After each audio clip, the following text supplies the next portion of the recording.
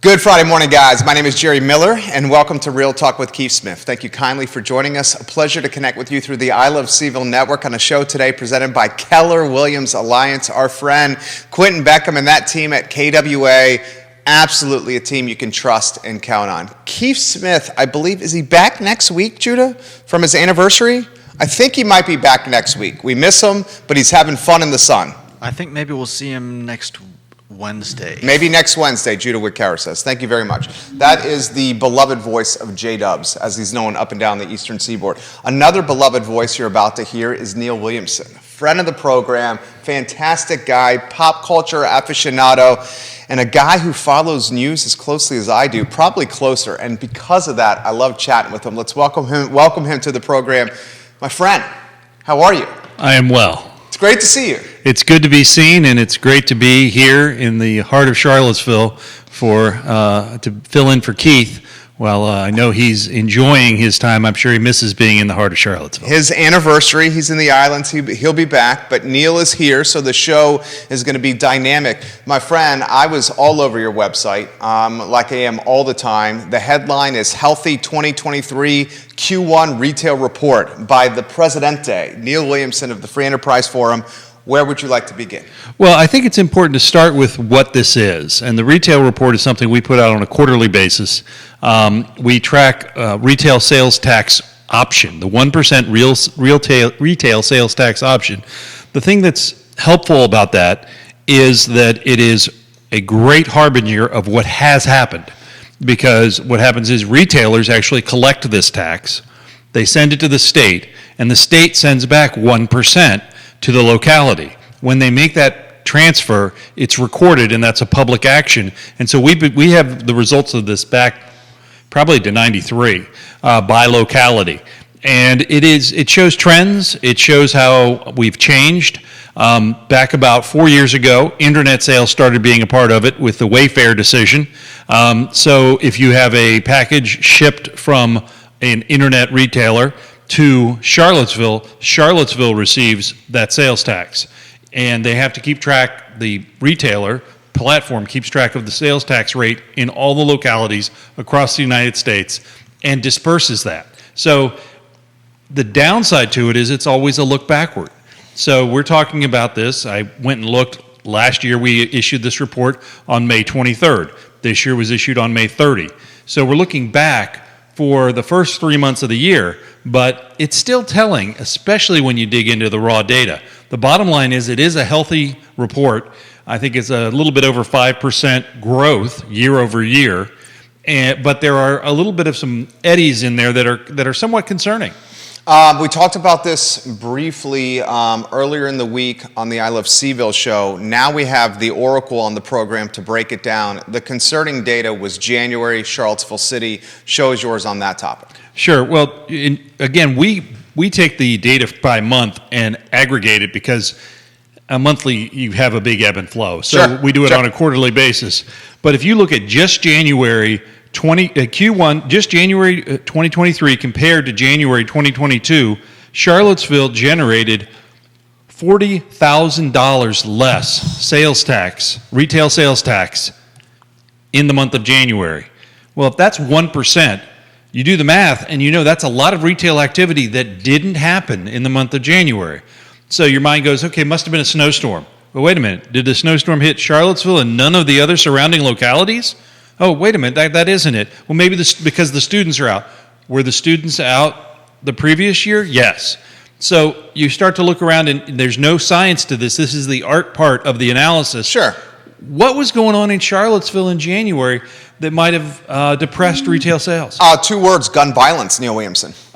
There was quite a bit of that, wasn't there? And that was really early and mid to late January.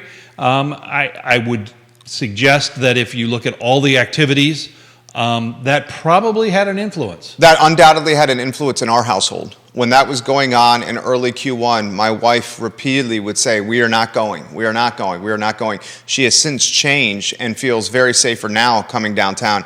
But in January, during all that brouhaha, she was one that said, we're not going there. And she was also very concerned when I was coming down here. We're talking about the Free Enterprise Forum Q1 retail report. Charlottesville, of all the localities, what's the word you would say? Lagged or struggled? What's the word you would say? I would say all localities showed positive growth in retail sales. Okay. Charlottesville showed the least growth. Okay, there we go. Charlottesville showed the least growth. Now, the positive of this, and this is a testament to Michael Kochis and the Charlottesville Police Department, from January to February to March, look at Neil's data, it showed improvement. And Kochis, much like Michael Rogers, much like Lloyd Snook, started stabilizing that ship, the Charlottesville Police Department. January, he gets hired. February, March, he starts doing the walk and talks. And a lot of the crime that was happening, he finds the culprits. And he puts them behind, he arrests them. So maybe we give some props to the CPD for this. I think you would. I also think that there's a tenor in a community, and there's a repetitiveness. When you see someone getting shot leaving a bar on the downtown mall, and people are kind of like, well, that was the next step. I guess we're going to keep escalating. And then you have a de-escalation. I don't wish this on the CPD, but there's going to be other gun violence. It will happen. It's how it's managed. It's how the community responds.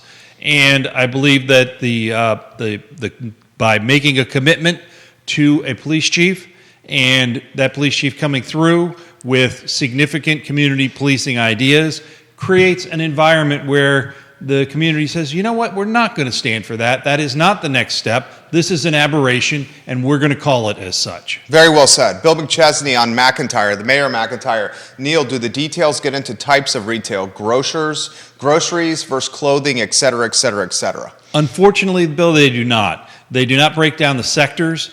We have it broken down by locality only. We'd have to look to really the jobs report that we used to compile that had the E&I sectors, and that is a much more lagging indicator. It lags by about 2 years, and so it's I don't have a breakdown by sector. I will say that the numbers statewide from the jobs report that I saw yesterday indicated retail and leisure jobs were up. In addition, interestingly, mining was up in this Commonwealth, which is unusual. More questions have come into the program, guys, and if you'd like to offer Neil Williamson a question, put them in the feed. I'll relay them live on air.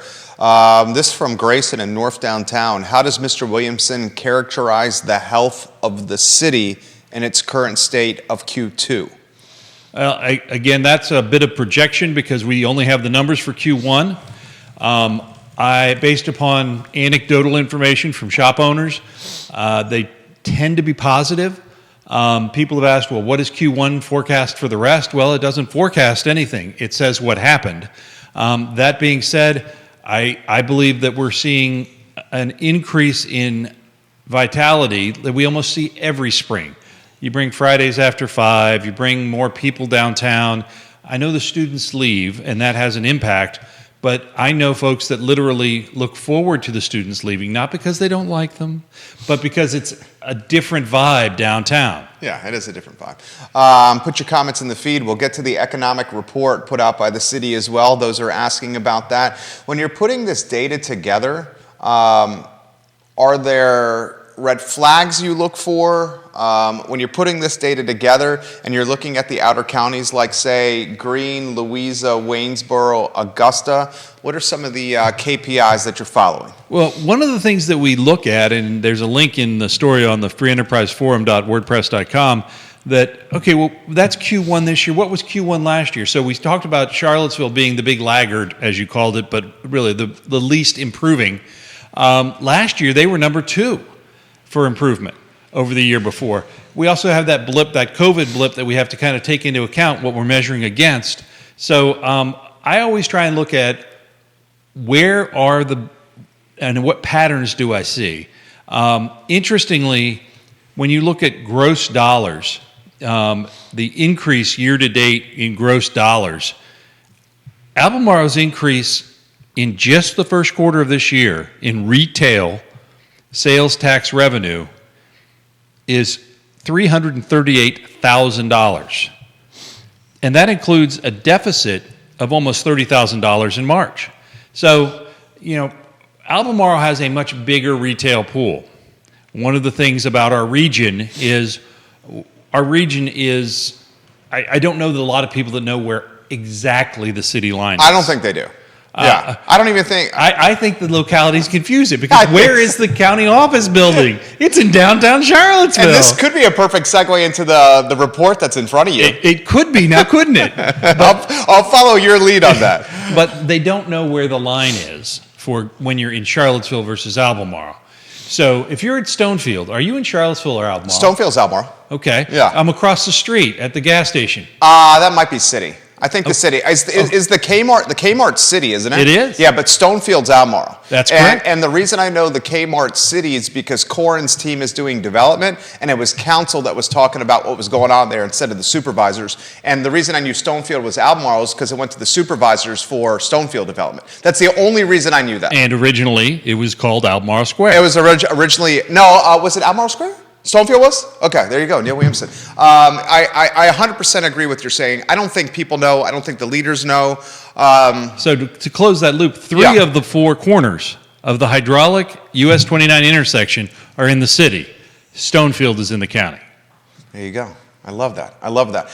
This question has come in for Neil Williamson. Can he explain the internet sales and how it's tracked a little bit further? Leslie, thank you for the question. I'm also a bit confused on that as well. Sure. So I want to say it was 4 years ago. It may have just been 3. The Wayfair decision came down. Wayfair said we should not. There was a locality that said you need to be paying a sales tax. Wayfair said, no, we don't. We don't have a bricks and mortar presence in your bid, so we shouldn't be paying you sales tax because we're not creating any services demand, so we shouldn't pay sales tax. Mm-hmm. They lost at the Supreme Court. After that, all of the internet retailers had to develop programs to collect sales tax in the localities where their packages were being delivered.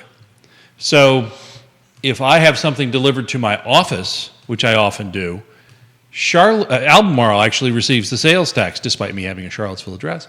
Albemarle receives the sales tax rather than Greene County, where the residence is. It's where it's delivered. And it is tracked by the retailer, the end retailer. So if you are if you're a small retailer doing internet sales, you may limit your footprint because you don't have the programming. But now Shopify and all of those folks build that in to your platform. So how it's tracked is they make certain that it's being charged. And remember, sales tax is not collected by the locality. Sales tax is collected by the retailer and remitted to their localities. I love it. Questions coming in, guys. I promise we'll get to the newspaper talk here with Neil Williamson. He's a newspaper lover as well as I am. We're going to get to the economic report. Well, that's a segue. Why don't we segue into the report you have in front from Charlottesville City and give us the who, what, when, where, why of the report to start. Sure. Back, I guess it was mid-May, Charlottesville received a draft economic development strategic plan. Okay. Those who have tuned in to watch the Free Enterprise Forum council debate with Sean Tubbs, we had one of the questions was about the strategic plan, and one of the candidates made a point to say, that's a lot more important than most people realize. That candidate promoted this on Twitter over the last 24 hours. And we're talking Michael Payne. Michael Payne. Yeah. And he had several critiques of it. I, of course, being me, said, wait a minute, I haven't read that yet. So I pulled it up and I read it. And I was struck. This report was put forth by a consultant with consultation from the economic development team. At least 5 times in the report, it talks about destinations, Charlottesville destinations, that should be maximized, including wineries. Jerry, how many wineries are in Charlottesville? I don't think we have any. No wineries at all. They do mention cideries and breweries as well, and there are breweries, etc. But it mentions specifically the Monticello Wine Trail. which is located Albemarle County. Albemarle County. Nelson? Nelson, Yeah. Greene. I think Fluvanna has one in there. Those are not assets for this economic development report. Now, you can talk about such things as regional assets. Okay, that's what I was going to say. Go ahead. I think they are regional assets. They are regional assets. But if you're talking about building upon regional assets, use the word regional. I wouldn't put they talk about another thing that is an asset is the UNESCO sites that are in Charlottesville. How many UNESCO sites are in Charlottesville? I don't think there's any, Neil. There's one. Oh, there is? The University of Virginia is a Okay. UNESCO site. Okay. But Monticello is also a UNESCO site. Okay. Monticello is not located in the city of Charlottesville. No? So I think this it hurts a little bit. And then I get into, okay, Neil, you're really deep in the weeds. And then I get to like page 15 of this report, and there's a picture of a woman walking in a vineyard, and I just had to scream, that's not Charlottesville! Well, okay, so why? Is it a mistake, or is it positioning that if we utilize wineries, vineyards, and breweries as a marketing tool, we can get tourists to come, stay in the city, in the hotels? Yes, they will take transportation to the counties to spend some money there, but they are staying in the city in our hotels, shopping at our shops, and eating at our restaurants.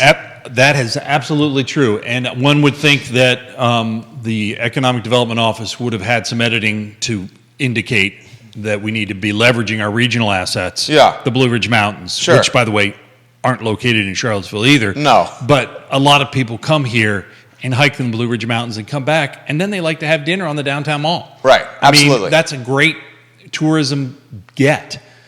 This talks about a lot of promotional stuff for promoting those assets. Where is the CACVB in this? It's not mentioned.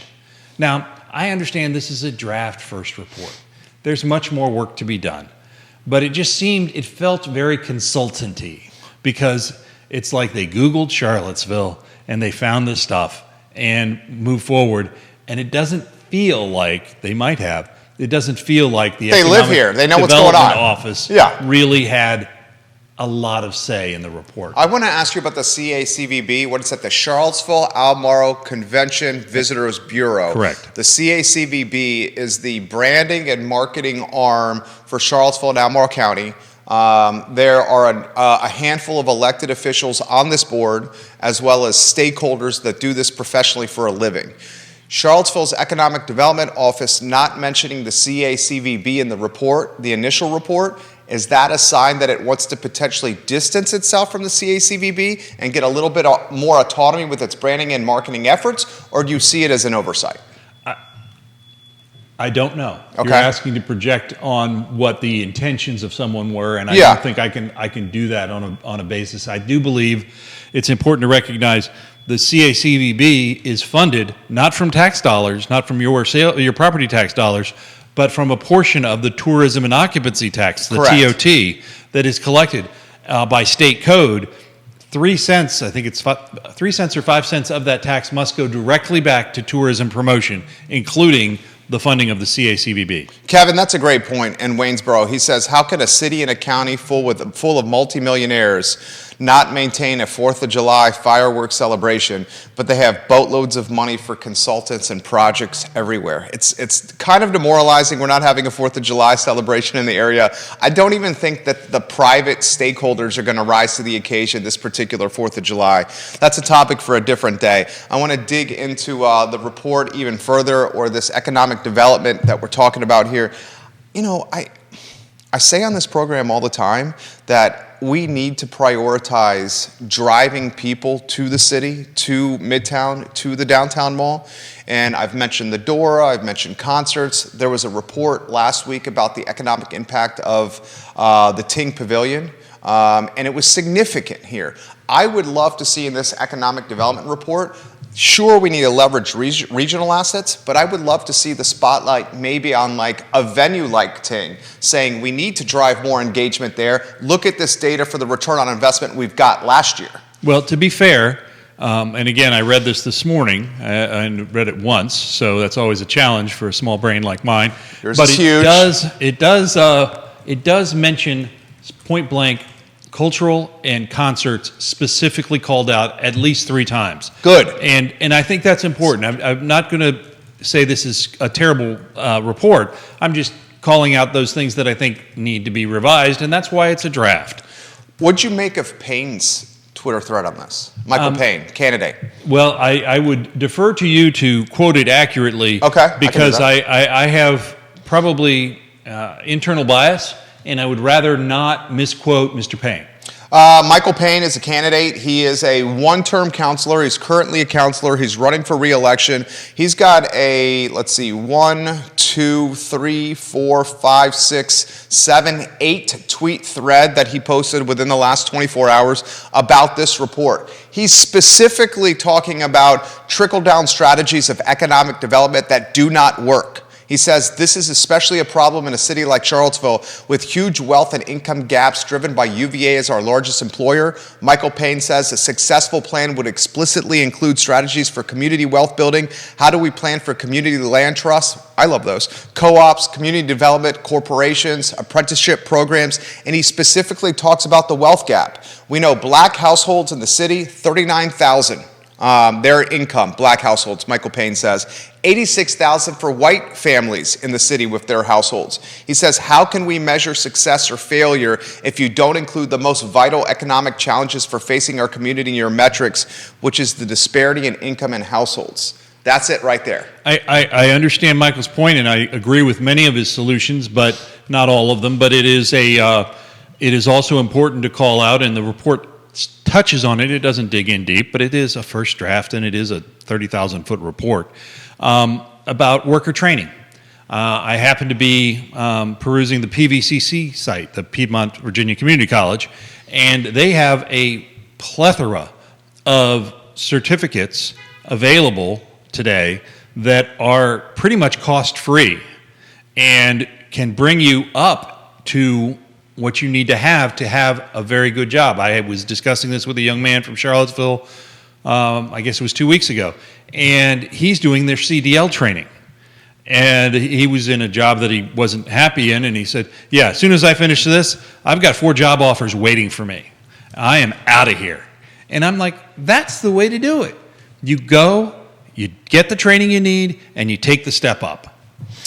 Jason Howard on Rio Road loves what he's hearing. For Neil Williamson, there have been multiple articles in the last week about retailers seeing a shift from luxury item spending to necessities. With student loan payments resuming in late August, how do you see this affecting retail sales by category and retail sales growth overall? 6 comments I have to get here. What do you think of Jason's comment first? First off, I think Jason's spot on, and one of the things that if you read the blog post, it shares that I shared that retailers shared with us their concern about core inflation, those items that you have to spend money on. Those are the things that are not luxury items. So you may see a downturn in some of the luxury items. The other thing that I believe is that even though the education spending, the loans are coming back to payments. Bob Good introduced legislation. Yeah, well, you've had 36 months without. It's been a long time. Yeah, it's been a long time. People are like, I still have $200,000 in student loan. What up with that? But the idea, the idea of that impacts in Charlottesville is less than in some other communities. Well, what do you mean by that? What I mean by that is, while we're a well-educated community, we tend to be insulated because of the university and the defense sectors that don't really have the ebbs and flows that you see in some of the other. I mean, you look at Peoria, and you've got Caterpillar in Peoria, Illinois. If Caterpillar gets a hiccup, Peoria has a cold. I mean, it is a huge deal when you're a one-trick pony. Here we have these much longer standing, strong individual sectors that buffer us. So the highs aren't as high, but the lows aren't as low either. Reed Jamison Paul is leaving a comment. Reed, where are you watching today? I think your comment is brilliant. He says the entire country needs to encourage the trades. The need is increasing and the pay is increasing. Let us know where you're watching, Reed. I completely agree with what you said. John Blair watching the program. He says Neil Williamson is on absolute fire right now. If you all want a spectacular 4th of July experience, please come to Stanton for our Happy Birthday America celebration. It's all day at Gypsy Hill Park Park and concludes with a Wilson Fairchild concert and a massive fireworks show. That sounds awesome, John. John Blair, always be closing. I know, John Blair, I wish, John, I sincerely mean this, and I know you were so happy in Stanton. He's the acting city manager, right? I think he's the acting. Is he the acting? He's the attorney, but are you the acting city manager now, John? Maybe the acting deputy manager. I don't remember. John changes titles pretty regularly. I sincerely mean this, John. I know you love Stanton and you're doing amazing things there, but you are missed in Charlottesville, and I sincerely wish you were here still in Charlottesville. Reed says he's in Vermont making $150,000 a year right now as a carpenter. Vermont. Did you hear that? Vermont. Lovely place. I will say that anyone who has worked with getting someone from the trades out, you know how busy they are, and the average age is going up. Word on the street is you may be working with some trades right now. Are you? Neil Williamson, you want to give us a glimpse? No. He's moving to a new house, so he may or may not have to deal with some trades from time to time. So much is coming in right now, as it always does with Neil Williamson here. Anything else you want to talk about on economic vitality or that report? Because I got 3 comments on the $1.2 billion defense sector report that are coming in. Well, only thing I'll add is middle of the month last month, I learned that Roger Johnson's no longer with Albemarle County. And that was that was a surprise to me. The guy, Roger Johnson of the Economic Development Office? J.T. Newberry is the acting economic development leader in Albemarle County. Roger Johnson was a tremendous asset to Albemarle. I remember chatting with him. Didn't you host the party at Three Notch? Yes. And I had like 20-minute conversation with him. He's class act, A-plus guy, fantastic civil servant, undoubtedly an asset to Albemarle. So where is he headed? Do we know anything? I know nothing. Okay, damn. That's news right there. I'm literally kind of taken aback by that. So it's now whom? J.T. Newberry, who, although he did call a foul on my son when my son was in the lane, I thought it was a clean hit. But he used to referee high school basketball. He came out of the zoning and planning department and has been with economic development for, I want to say, 5-7 years. He has moved up to the acting economic development director, and I anticipate there will be a search for a new economic development director. That right there, has that been reported anywhere? Not that I've seen. Oh my goodness, see, that's news right there that Williamson just got out to the community. Roger Johnson, man, if you're watching or hearing or word gets back to him, I don't want to speak for Neil, but I think I can for him here. We got nothing but love and respect for you, dude. Nothing but love and respect. Jason shares the link to the program you're talking about. The state of Virginia will help pay for a plethora of certifications. Great program. He shares the link. You're on fire right now. $1.2 billion defense sector. I'm going to open-end it. I've been eager to pick your brain about this. This report, commissioned by, let me get my memory, Chamber of Commerce, Albemarle County, and Charlottesville City. It cost $20,000. It was done by the Weldon Cooper Center at the University of Virginia. It was presented to both the supervisors and council. And boy, did that presentation make some moves, Neil Williamson. Based on the way I understand government works, that presentation did not generate moves. Oh, okay. There we go. I would love to hear this. In 2017, I want to say, when Rivanna Station was expanding, there was discussion of the Defense Department's desire to have control of surrounding lands. As I remember, it was in a meeting and Ann Malik raised it. Supervisor Ann Malik raised that concern, that the station was landlocked. So that is many years ago.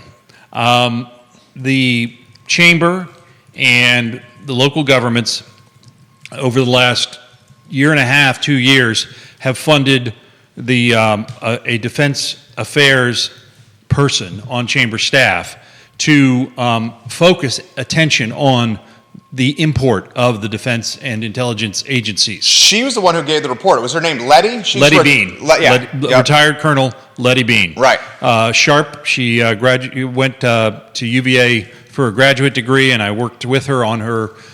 She actually had a graduate degree that focused on local government, and she produced a thesis that was quite good, that I was surprised to be interviewed for, but I was.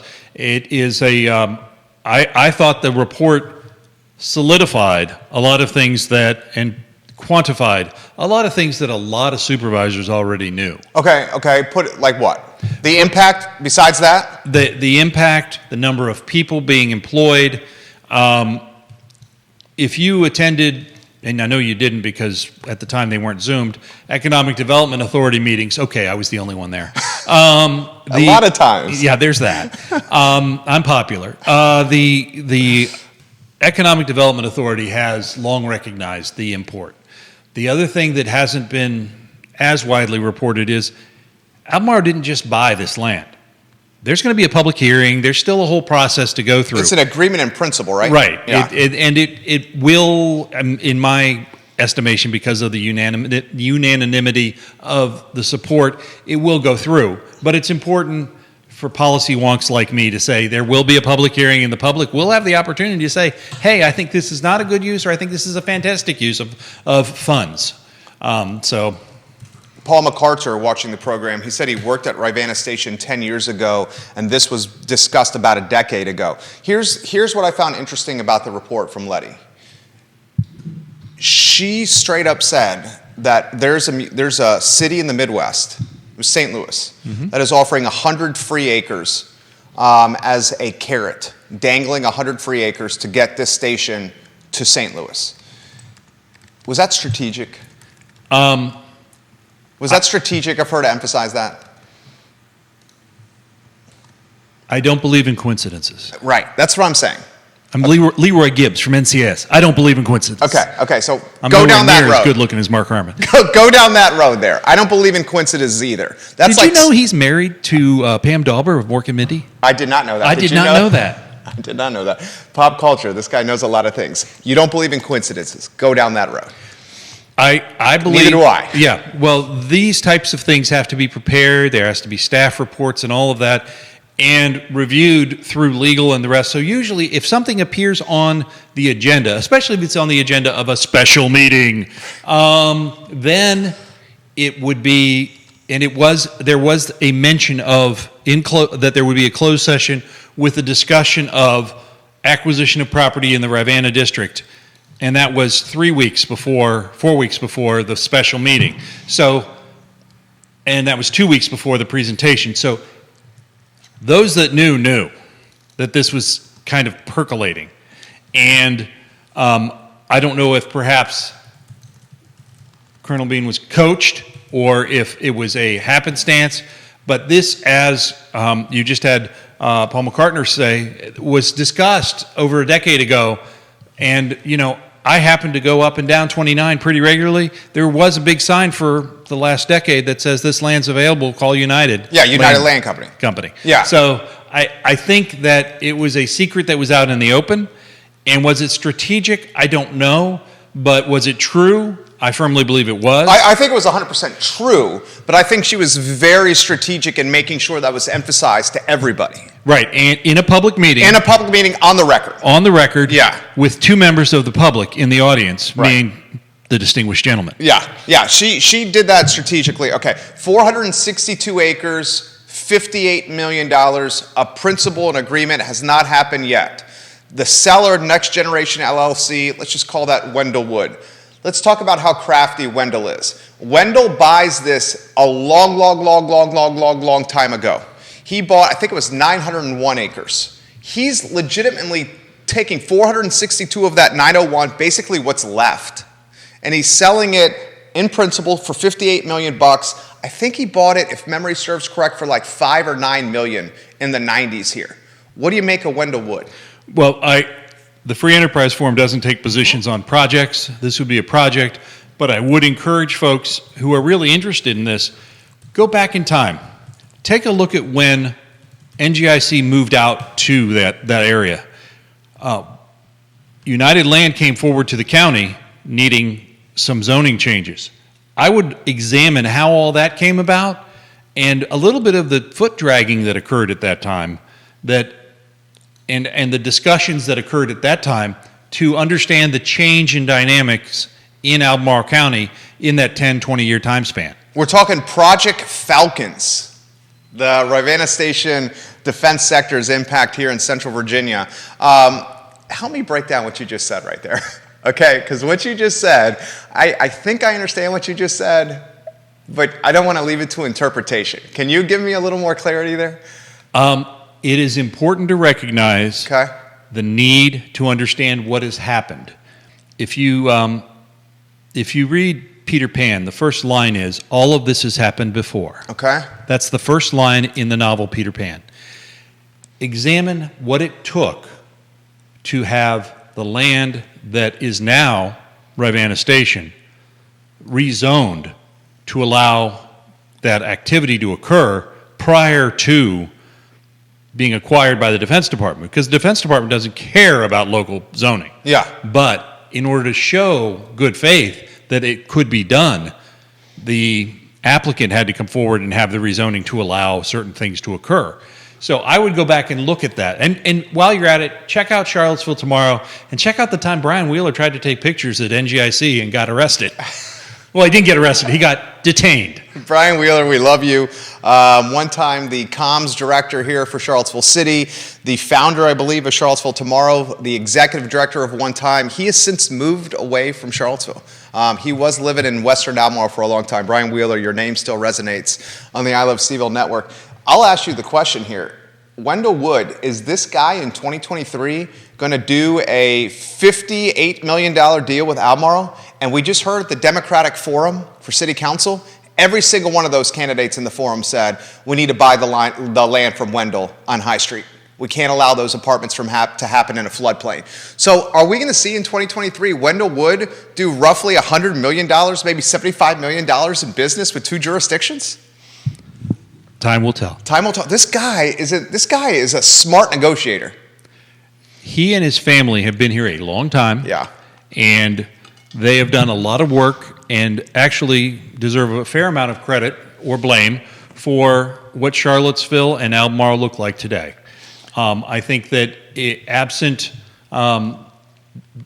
developers, you would not have development. Yeah, 100%. Fashion Square Mall, Wendell Wood, Barracks Road, Wendell Wood. This guy's been instrumental in many of the projects we call that have helped carry Charlottesville and Central Virginia for a period of time.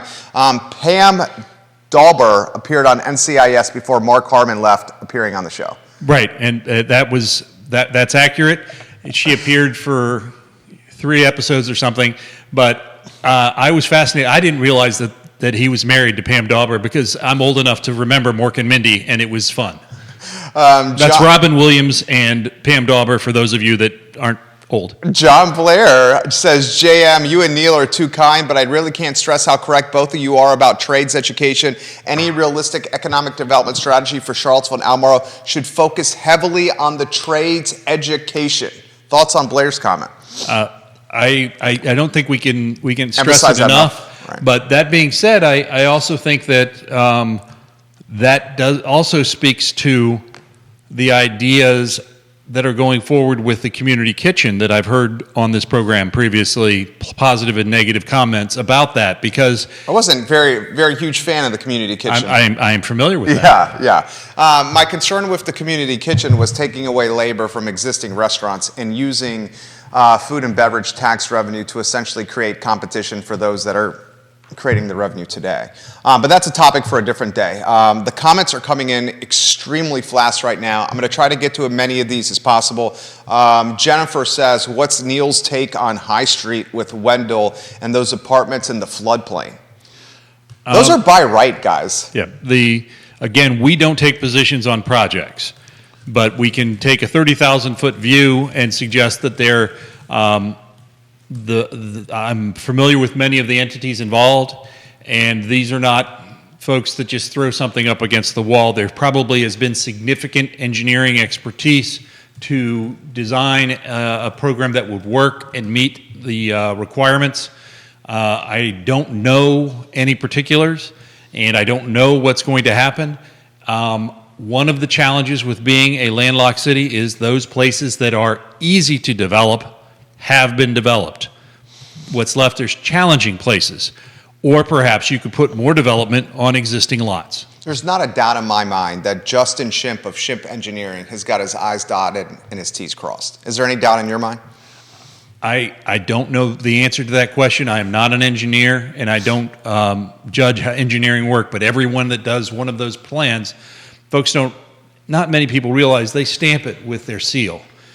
That seal can be revoked.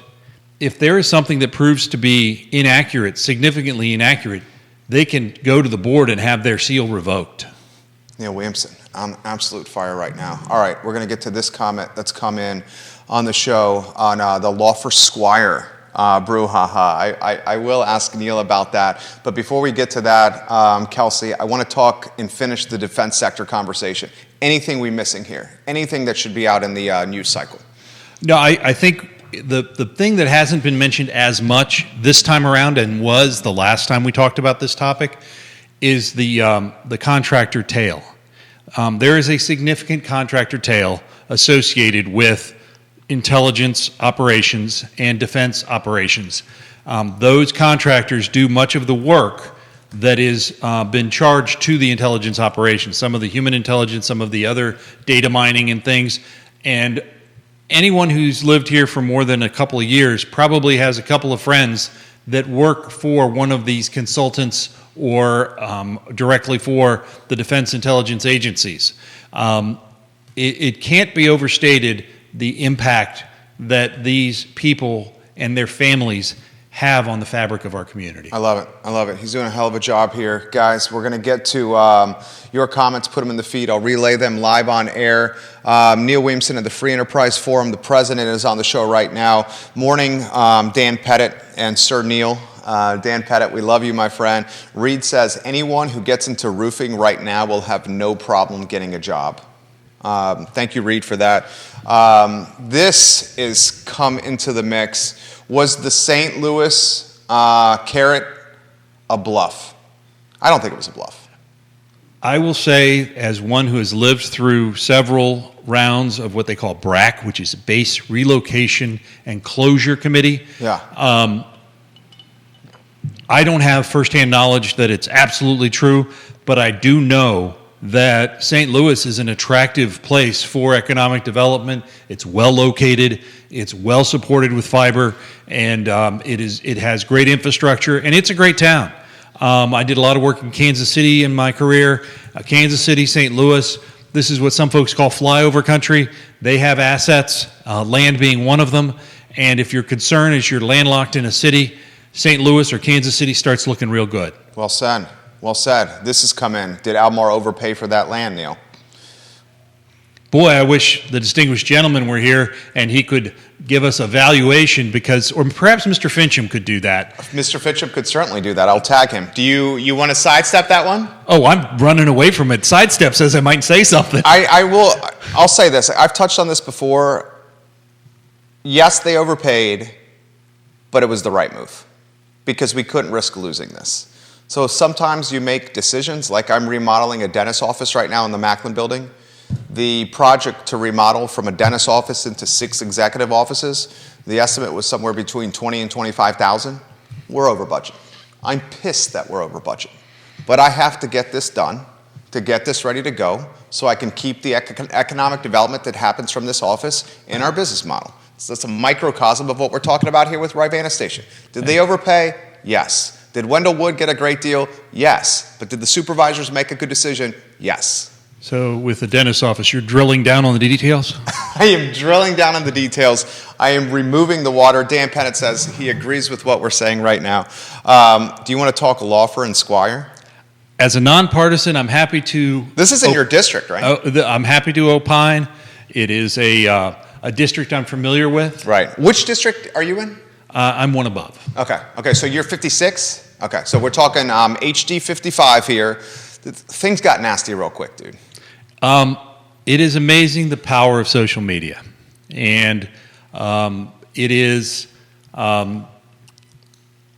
will be interesting to see how it plays out. Because those of us that are, shall we say, addicted to social media, or deep enthralled in social media, seems to think this is the microcosm. Yeah. And it's not. Okay, so this is what Neil's saying. If you go on Twitter it looks like Kellen Squire right now can walk on water, take a few loaves and a couple of fishes and feed the thousands. But what he's saying is what's happening on Twitter is a silo. Is that what you're saying? It is a cohort, a population cohort. The size of that cohort for Twitter is shrinking rapidly. Oh, 100%.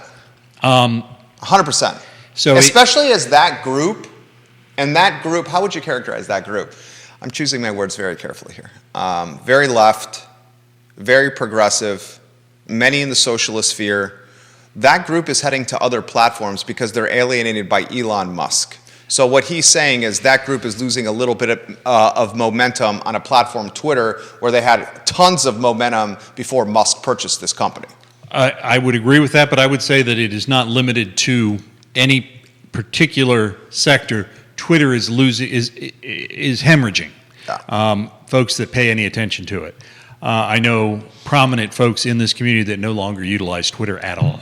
I mean, look at what Sean Tubbs is, and I love Sean Tubbs. He's in the content creation business. That's another platform I read all the time. He legitimately, like a month and change ago, said, I'm done using this platform, and he's in the platform of disseminating content through social media. I mean, but he has a beef with Musk's ideologies and how he goes about his life, and so he wants out. And his business practices. It's not just ideologies, it's business practices, and I think that's something that I'm hearing from a number of people. I, on the other hand, one who will open the refrigerator to get the spotlight, continue to post things on Twitter. Well, I mean, Twitter still has its purpose. And I think what's going to happen is as people leave, folks like you and I will gain more share as people leave. I don't know that that's a good thing. Well, it depends on if you're in the social media business, which we are. I'll throw this to you. Jason, I'll get to your comments here in a matter of moments. Do you think this strategy that Laufer did with the mailer, is it going to cost her the race? I know you don't have a crystal ball here, but it's backfiring on her at least a little bit. She doubled down, she tripled down, she released statements, and then she had other mailers. I got the mailers. They were pretty nasty. Now, I've said this on previous shows. I thought Kellen Squire made a comms mistake. That blog post that he did was wordy, hard to understand. It was messy. And perhaps he should have deleted it, or as Judah said, highlighted the blog post and said, this is how my mindset has changed or improved since I've done the post. I don't know. What do you make of, do you think Laufer has a chance? Anyone in the race has a chance, and I anticipate there is not significant space between the candidates on issues, so this may carry more weight than if there were significant issues that there were differences. I think that's 100% well said. Jason says, what's the overlap, Neil, between the silo you were describing and actual registered voters who will show up for the primary? It's tough to say. That's tough to say. I would suggest that if this was a year ago, I would suggest that the registered voters who would show up for a primary were overrepresented in the silo, meaning that in the total population there's X. In the silo, there's Y. There's a larger portion of Y would be at the primary than a portion of X. That's completely agree with what you said. Was what Laufer did out of bounds? Did the candidate quote the other candidate correctly? So tough. The candidate cherry-picked a paragraph and blurred out the rest of the content that offered the context. So Laufer took a paragraph, put it on a flyer, mailed it to people, and utilized it to label Kellen Squire as pro-life and anti-abortion. By blurring out the rest of the context from the blog post, it seemed a little bit slimy. That's a subjective term, I think, if I'm reading you right. Yeah, it's subjective. So yeah. Did the candidate quote the other candidate correctly? Yes. And that's to my point that Kellen Squire made a comms mistake, that he should have gotten ahead of this himself. So again, as a nonpartisan, we don't have and right now, I don't believe there's an announced Republican challenger in the 55th. No. So the 20th, June 20th, we know. June 20th, we know? Perhaps. Yeah, well, you're right. Perhaps not. Perhaps not. Lonnie Murray watching the program. As a Democrat, I was disappointed to see Laufer send a flyer that knowingly misrepresented Squire's position. It just makes her look bad. That's Lonnie Murray. I concur.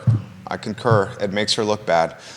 Viewers and listeners, if you want to jump in on this perspective, please offer some thoughts. How about the races in general that are going on? Anyone that you want to highlight? I will say that I am much more focused on the local races, and Let's talk about those. sure, I'm interested in. I know that we had an announcement last week of an independent candidate in the Rivanna district. You're talking Freebridge Auto, the family. TJ Fatale, Yeah. I think it is. He, I guess, I'm one for stagecraft as a former ad guy.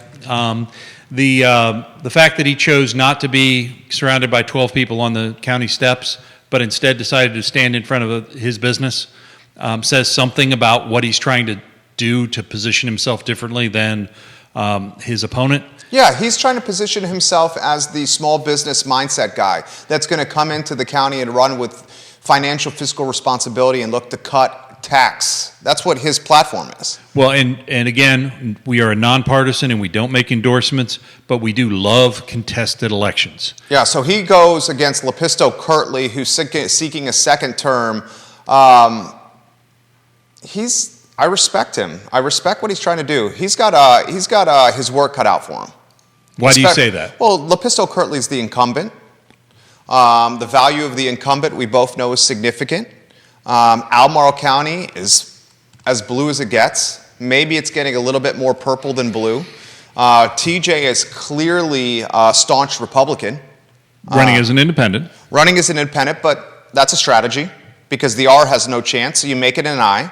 But we know he has R tendencies. I would say in a county like Albemarle that is blue, maybe a little more purple than it was 10 years ago, he's got his work cut out for him.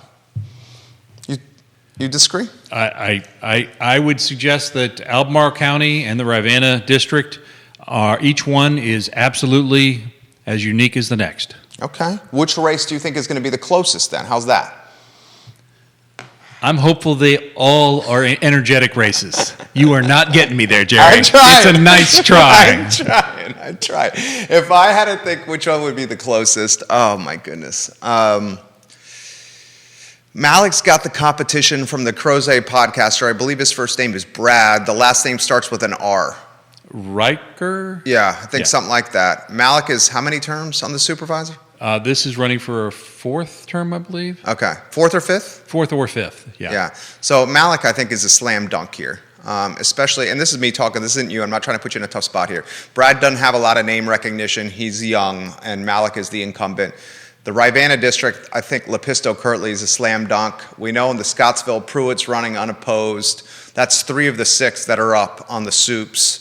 Well, there's only, the three. Three are up. Yeah, because McKeel and Galloway and Andrews are in the middle of their terms. Correct. McKeel and Galloway did last run. So did Andrews. Andrews ran unopposed, McKeel ran unopposed, and Galloway ran unopposed. And structurally, it's important to recognize this is a good thing.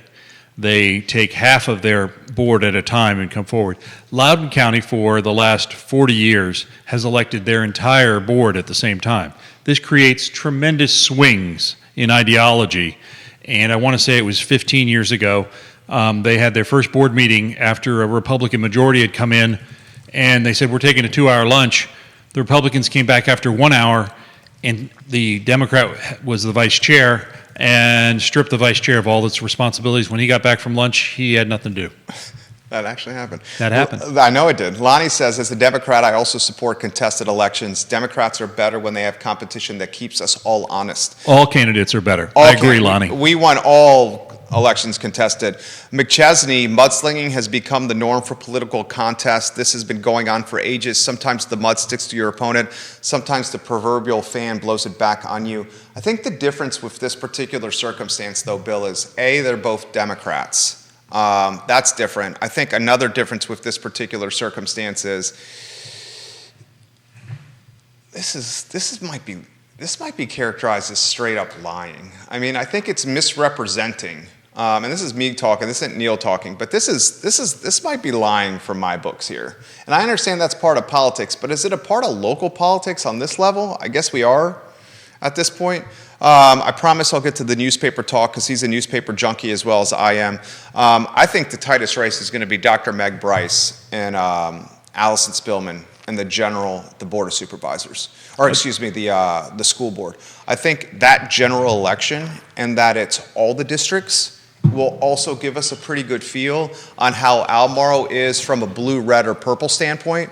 Because if Bryce is able to, I still think Allison is the favorite, but I think Bryce could win this. If Bryce is able to keep this tight or narrow the gap or even potentially win, then I might be able to make the comment that Albemarle is more purple than I thought. If Spillman wins by a landslide, then we go back to saying that Albemarle is super blue. That's the race I'm watching most closely. Well, I will say that when you have an at-large race, whether it's a contested at-large race for a constitutional officer or a Board of Supervisors member or a school board member, if it energizes the voters, that gets out the vote. And then more voters are heard from, and they vote on the other races. So if you energize the voters, whether you're for one or the other, in my world, it's a positive. You really, this is not always a well attended race. This is an off year. It's an off year, I'm sorry. It's off. No governor, no president. But we have statewide. It's statewide, yeah. That's so, true. and an off, you don't have statewide. Because we're Virginia and we hold elections every year because we love them so much, we do have off year elections that really have lousy turnout. But if you get if there is a contested race that generates excitement on either side of the aisle around candidates, and it promotes the GOTV, get out the vote, in the end, more people become engaged in the process, and for better or worse, the community is more invested in local government. I completely agree. One of the things that concerns me about that topic is the progress in its current business model. They recently announced that they're going 3 days with its print. They have said the 3 days of print are going to be robust, almost like the Sunday edition. I'm not necessarily buying that. I think we basically have a business model that's nearly going to go digital. And John, who's watching the program, made this comment earlier in the week, and I completely agree with Blair, that I think we're eventually going to see Lee Enterprises call the Richmond Times-Dispatch the paper of record for the Commonwealth, and the Daily Progress will be folded into the RTD, and they'll have 2 or 3 reporters and 1 or 2 salespeople in Charlottesville for the Charlottesville Bureau or the Central Virginia Bureau of the Richmond Times-Dispatch. Lee Enterprises, and I'm going to get your take on this, has trimmed the daily circulation of 6 papers in the Commonwealth. We had Bristol, we had Culpeper, we had Waynesboro, we had Charlottesville. There's 2 others that I thought there was a Leesburg paper. There might be a Leesburg, but there's 6 that they've done this to. What do you make of this storyline? It made me sad, Neil. It did. One of the things that I give my mom a great deal of credit for, regardless of how tight funds got, we always got the paper. Every day there was something new to read. And that spoke to, one of 5 kids, we always got something new to read. And I've been taking the Daily Progress since 1999 when I moved here, and taking the print edition. It is important to me. That being said, I am an albatross. Most people are reading it online. I have gone to reading it online when I am out of town. It is a quick read. Years ago, I had to stop taking the Wall Street Journal because I couldn't read it. Because it was so many stories? So many stories, so much great content, I couldn't read it.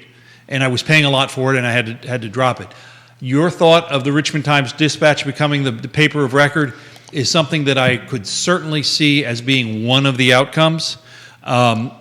What's the alternative outcome? No print for the Progress, it's strictly digital, and then the Charlottesville Bureau is still pumping out content every day on the Daily Progress website, and a couple of cherry-picked stories go into the RTD print product? Or a partnership, perhaps, a media partnership with another media entity. Walk me through that. Well, like Charlottesville Tomorrow Daily Progress? Like Charlottesville Tomorrow Daily Progress, but think Daily Progress CBS 19.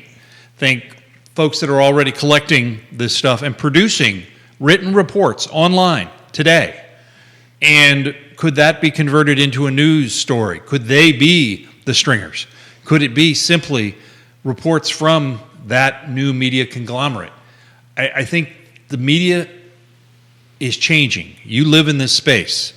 The reality is the weekly papers are changing. Big time. I hate to say this, but I won't say what I just said. Go ahead. The weekly outlying county papers are changing. They're having trouble keeping one person on staff. If you read some of what I call the OMG papers, which are also owned by Lee, Orange, Madison, and Green. I love that headline. Yeah, OMG papers. It was the great reporter from Green's no longer working there. No, Terry? Yeah. Yeah, Terry is now an employee of Greene County. Right. She's a grant writer, and you can read about that at the Free Enterprise Forum blog. She was great. She's a great person. Yeah. And but I do believe that in Louisa, they've recently had change in management, and they're trying to make it work. It is a desperate business to make money in. And advertising revenue is going digital. Everybody's going digital. And so the papers need to go digital. What do we call a newspaper if it doesn't print news? Old. What are we going to call these companies? They're going to be media conglomerates. We just call them media companies now? I believe that's where we're headed. Yeah, because called it a newspaper is maybe not applicable anymore. What was once the newspaper of record for Charlottesville is changing. Yeah. And it's a lot like development. Change is hard. It means accepting something new from something that you've gotten accustomed to. You used to work when they had tear sheets, and you were watching the first edition come off the press. Yeah, I remember one of my first few days there. They still had the guys cutting out the headlines with the X-Acto knives under the big lights, and it was beautiful, dude. I fell in love with news. Trust me, I'm one who actually worked on real blue lines. Yeah, and in the printing business, and it is lost on folks.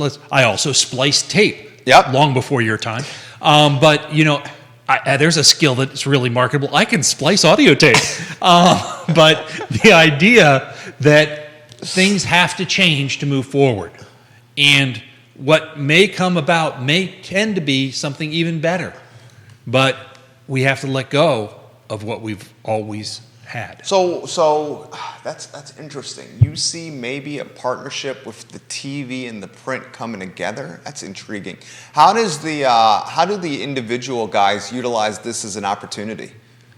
The individual guys. How do the small businesses that are trying to fill the Sean Tubbs of the world utilize this as an opportunity? Is there an opportunity there? There absolutely is an opportunity. But I think that when individual companies look at areas to cover, there was a book out 30 years ago called Blue Ocean Strategies. And the idea behind that was don't go where everybody's feeding. Go where the blue ocean is, because there's food there. You just got to find it. Bob Yarborough, the king of Redfield's watching this program. Bob, memory serves, was it Alabama or Mississippi where you were working in the news business? He says nonprofit news outlets may be the future of local in-depth reporting and journalism, and they are exclusively online. A nonprofit news outlet in Mississippi won a Pulitzer this year. He also said, I met my wife, Stacy, because she was a paste-up girl at the paper. That's awesome. That is awesome. I love that, Bob. And I appreciate the information about the Pulitzer because I don't think I knew that. Mississippi is where he worked.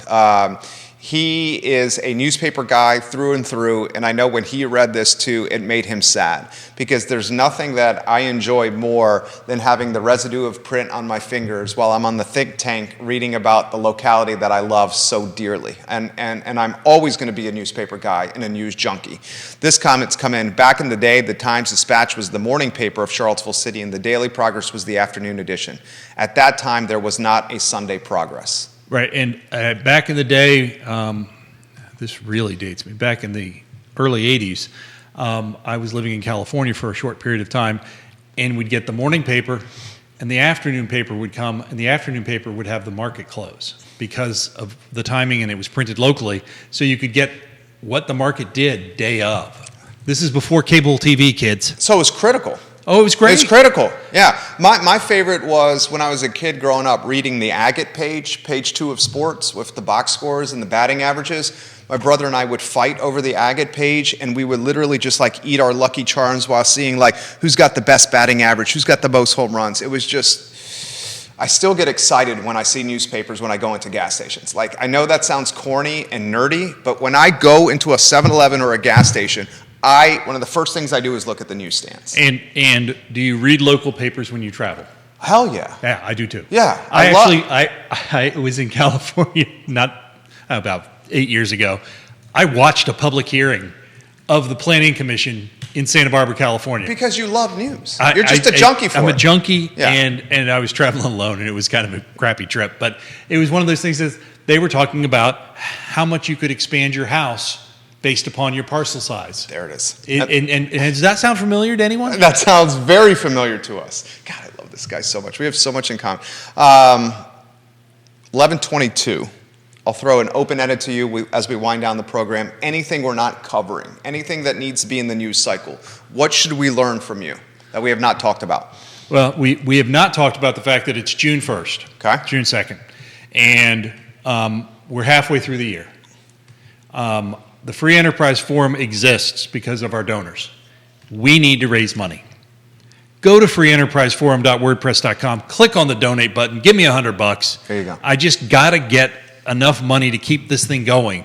And I'm not saying the lights are going out tomorrow. I don't do that kind of brinksmanship. Yeah. But absent the public support, I can't keep doing the work. Please help them. Support them. Donate. Free Enterprise Forum, guys. The website is fantastic. How often are you putting content out? Next week, we will have 1,500 blog posts up. That's amazing. 3,000 people subscribe to the blog. That is enormous. I mean, I'm not, I love CVille numbers, but come on. but 3,000 people receive a blog. When I post something, they receive notification that it's up. And it's not just that it's a lot of people who care. People that are elected, people that are appointed, people that care about this community. And we are unabashedly pro-business.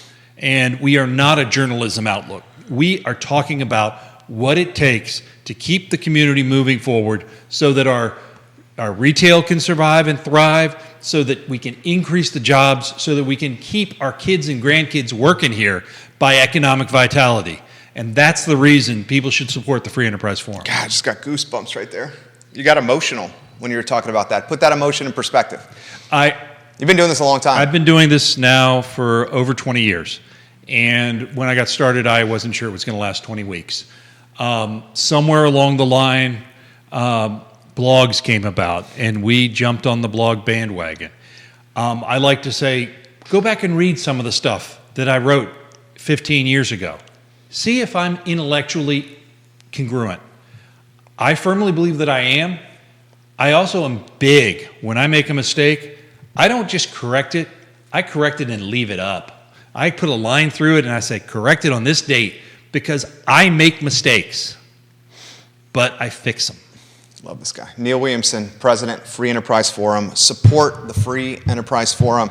This show was absolute fire, guys. He is amazing. The I Love CVille show is up at 12:30. We'll take a look at the Castle Hill 231 Fest, and we'll talk the topics that matter to you. Local news, always in the spotlight on this network. I want to thank Neil. I want to thank Judah, and Keith Smith is watching the program now, literally in an island, and saying Neil Williamson is the man. Literally, Keith is watching you right now. He's back next week. Thank you kindly for joining us. So long, everybody. You made that easy, dude. That was awesome. Tell us when the mics are off.